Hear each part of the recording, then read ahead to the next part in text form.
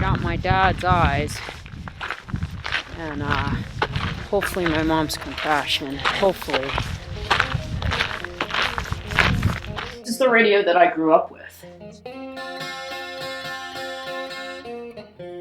My grandfather's name was Hermann Wygoda, and he was a resistance leader during the Holocaust. And his first act of defiance was to not turn in his radio when the order came that all of the Jews were supposed to turn in their radios.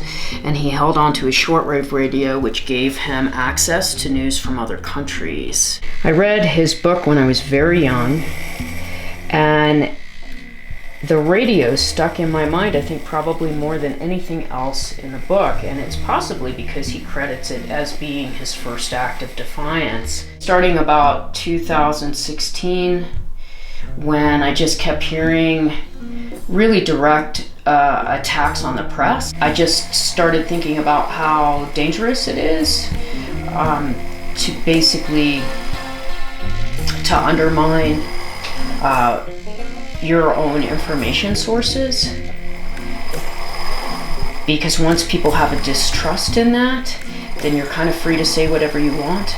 And that is actually what the Nazis did. They had a propaganda station, so the population heard one thing, and it was what they wanted them to hear. I feel like I've seen the effects of that pretty dramatically, enough to want to address that in my own work. And it's a reminder that sometimes resistance is necessary.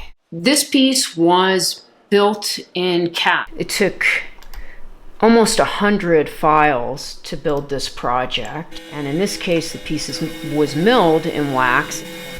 Sometimes just conceptualizing where you want a piece to go can take months, and then to actualize that can take more months. Jewelry is a very personal thing, and that's one of the reasons why I like making it so much.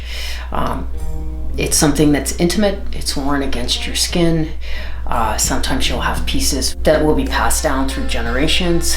And I think in some ways, this is a passing down, starting with my grandfather's book. It's my hope that maybe sometime in the future, this piece can connect up for someone with their own history, and also point them in a direction that they feel positively about for their future.